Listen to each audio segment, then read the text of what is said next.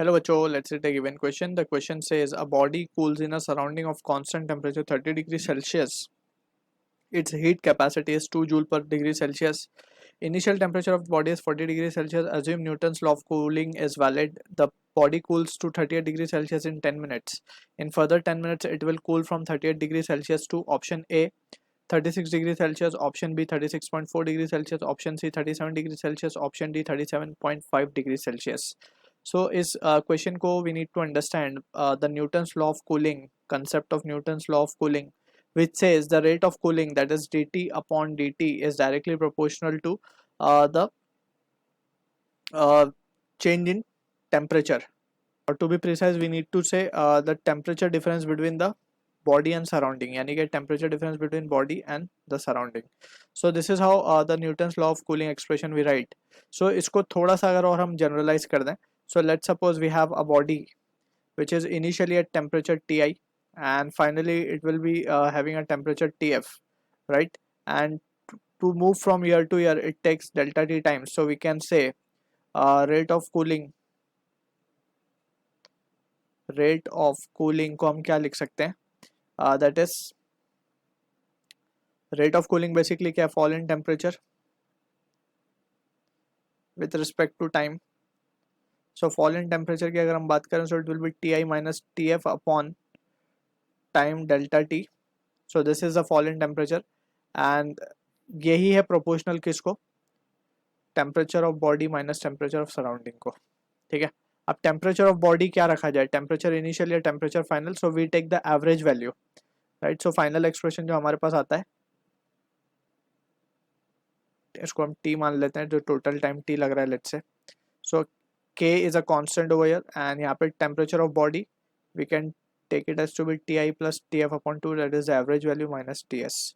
So ये expression we are going to use for solving such kind of questions and we can now begin with the part.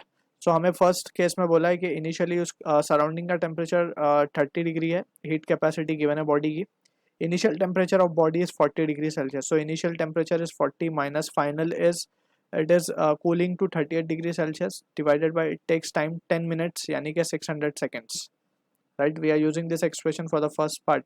K को हम ऐसे ही रख रहे हैं अभी. So Ti plus Tf means 38 plus 40 divided by 2 minus of 30 क्योंकि temperature of surrounding is given as 30. So यहाँ से solve करके first we will take the value of K. So ये हो जाएगा 2 by 600 या फिर 1 by 300 is equals to K और ये वैल्यू आएगी हमारे पास 78/2 यानी कि 9. ठीक है, तो from here we can say the value of K, therefore the value of K is coming out to be 1/2700 1/2700 पर सेकेंड. ठीक है, तो अब यहाँ से सेकेंड पार्ट में बोला है कि हमें 38 से और फाइनली 10 मिनट में कितना कूल होगा ये, that is what the question they are asking. So यहाँ पे just again we will be using the same formula. 38 से final temperature let's say Tf हमें फाइंड करना है, डिवाइडेड बाय 10 सेकेंड ही बोला यानी 10 मिनट बोला यानी 600 second and that will be equals to K मिल चुका है हमें 1 upon 2700 and that will be equals to 38 plus of Tf upon 2 minus of 30. ठीक है, तो from here we can say this 2 0 and this get cancelled out. From here we can say 38 minus Tf and that will be equals to 6 upon 27 यानी कि 2 upon 9 भी लिख सकते हैं हम and that will be equals to, इसको अगर हम अंदर क्रॉस मल्टीप्लाई करते तो 22 60 Tf एंड ये प्लस है यहाँ पे. सो Tf minus of 22 divide by 2. सो यहाँ से 2 भी कैंसिल हो जाएगा and we can have this value can be written as 342 minus of 9 Tf and that will be equals to Tf minus of 22.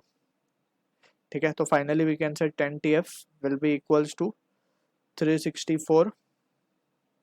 ठीक, so Tf की वैल्यू जो final आ रही है 36.4 degree Celsius. so this is the answer to the question जो कि match हो रहा है ऑप्शन बी के साथ. I hope you understood the solution. All the best.